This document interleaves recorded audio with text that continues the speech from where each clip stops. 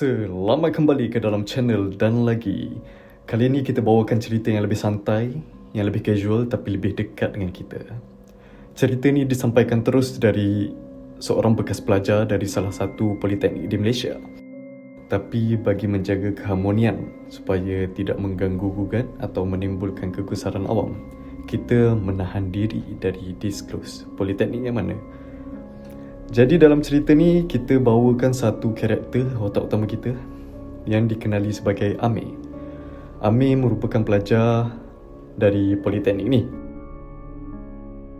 Masa dia baru mendaftar, kebiasaan Kolej Pengajian Tinggi di Malaysia, dia tempatkan setiap pelajar semester pertama di kediaman pelajar, atau yang lebih dikenali di politeknik dengan nama KAMSIS, iaitu kampus siswa. Dijadikan cerita suatu malam, Amir dengan roommate dia ni melepak di luar kawasan bilik kerana suasana bahang dalam bilik yang kurang selesa. Tengah rancak Amir dengan member dia berborak, jam tahu-tahu dah masuk waktu tengah malam. Amir dengan kawan-kawan dia tiba-tiba kedengaran bunyi tapak kaki mendekati bilik Amir. Amir dengan kawan-kawan dia tadi tetaplah dalam keadaan yang sambil lewa, yang santai. Berhentinya saja bunyi tapak kaki itu tadi, rupanya kehadiran ketua blok kediaman siswa. Amir dengan member dia menyangka dorang dalam masalah sebab dorang lepak lebih masa. Tapi nada ketua blok tadi santai-santai saja. Kata ketua blok tu kepada Amir dengan member dia, kalau nak lepak luar ni boleh, tapi jangan lama-lama. So Amir dengan member-member dia ni tadi jadi pelik lah. Ada apa kalau lepak lama-lama kat sini? Jadi salah satu daripada kawan Amir bernama Syahmi, dia tanya kepada ketua blok KAMSIS tadi, ada apa bang kalau lepak lama-lama kat sini? Warden marah ke? Jadi apa jawapan ketua blok tu tadi? Dia kata, oh bukan, tapi blok ni dulu blok perempuan. Lepas banyak kes jadi dekat pelajar perempuan, pihak politeknik tukar blok ni jadi blok lelaki. Ketua blok tu juga bagi tahu yang blok Amir duduk ni dulu kawasannya keras.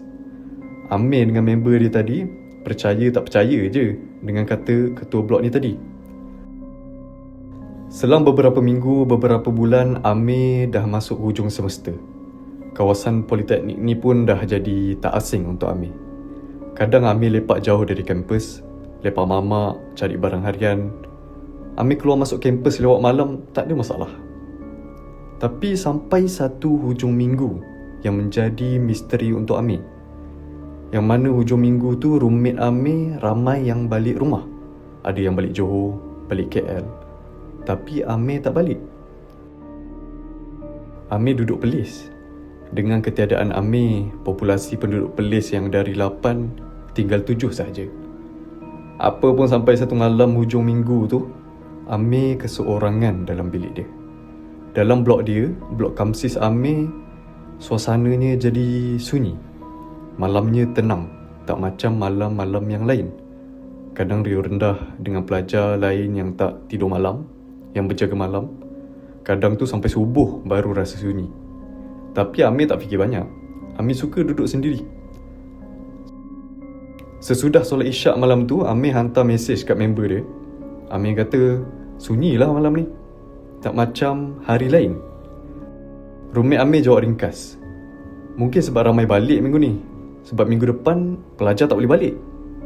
Amir baru teringat, kalau minggu depan politeknik ada program wajib hadir hujung minggu. Barulah terlintas dalam benak kepala Amir nak pergi cek kawasan blok sekeliling. Betul gelap rupa kampus malam tu. Bilik-bilik lain pun tak menyala. Tinggal satu bilik dari satu blok saja yang menyala. Amir mula nak jam. Tapi Amir ada lagi 2 malam nak hadap. Dia fikir dari jam malam ni, baik dia berjam malam esok. Paling-paling lusa roommate yang lain dah balik. Apa pun nurani Amir mengkhianati fikiran dia. Amir tiba-tiba terasa cemas. Amir rasa gabra. Mula main telefon, kod-kod Amir boleh alih fikiran dari fikir yang bukan-bukan. Tak sampai sejam, phone Amir habis bateri.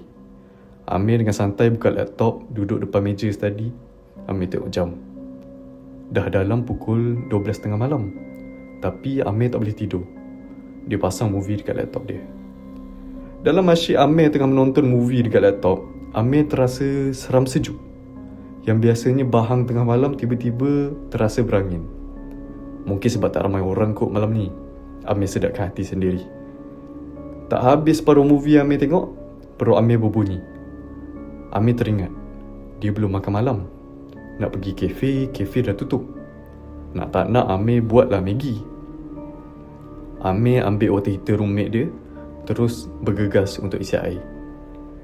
Dalam perjalanan, minda Amir jadi kreatif. Dalam suasana dingin bayu malam, panggilan alam menyeru Amir untuk ke tandas pula. Batalnya Amir untuk segera balik ke bilik. Amir buat lencongan ke tandas. Dalam minda kreatif Amir, lain macam perasaan malam ni. Tandas yang dekat terasa jauh. Nak pula kena lalu dom-dom lain yang gelap gelita tak berpenghuni. Amir tinggal ceret atas sinki. Dia ketuk pintu pertama dekat tandas berkunci. Suara kecil Amir kata, rosak lagi toilet yang ni. Amir ketuk pintu kedua. Tak terkunci, tapi terhalang. Amir tak fikir panjang, terus ke toilet yang ketiga. Suasana sunyi blok kampus terasa lebih sunyi bila Amir menetap dalam toilet paling hujung. Tak guna, kata suara kecil Amir. Minda kreatif Amir bertukar jadi rangsangan serupa panca indera ke-6. Pintu toilet kedua tadi kedengaran seperti barang toilet berlaga. Bunyi plastik. Mungkin bunyi baldi. Bunyi shampoo kot. Amir tak buang masa, dia terus selesaikan urusan dia. Keluar dari tandas, Amir berasa lega kerana ternyata dia belum gila. Kelibat dalam toilet kedua tadi sepertinya makcik cleaner yang biasa mengemas tandas dan halaman kampus Amir. Amir buat biasa. Sambil isi ceret dengan air dari sinki, tiba-tiba minda Amir kembali ke realiti. Setahu aku sekarang dah pukul 1. Mana ada makcik cleaner buat kerja malam hujung minggu ni. Pintu kedua tadi terhempas ditutup. Terkejut Amir, tapi dia cuma perhati dari dalam cermin sinki tadi. Kelibat makcik tadi cuma berdiri tak bergerak. Muka tak kelihatan, suara tak kedengaran. Air dalam ceret Amir melimpah. Terasa kaku sekejap, mengenang seminit dua yang aneh dalam hidup Amir. Bulu roma Amir meremang, lutut Amir tak berdaya. Sesedar Amir dari situasi tu, Amir mula bergegas selesaikan urusan. Kelehan pertama Amir disapa wajah hitam tak berbayang. Dengan jeritan yang mendesing, kaki Amir tergelincir dari lantai yang lalu menghantuk kepala Amir di bujur sinki. Amir terbaring di atas lantai. Kelihatan bekas terhantuk dengan kesan kemerahan. Amir kelihatan separa sedar. Tiada daya, lalu gelap penglihatan. Amir tidak bangun lagi. Kisah ini disampaikan terus dari catatan rakan sebilik Amir yang akhirnya tular dalam keratan akhbar sekitar tahun 2009. Perincian dari kisah ini tidak menggambarkan cerita sebenar sepenuhnya bagi menjaga identiti sebenar mangsa dan menghormati keluarga.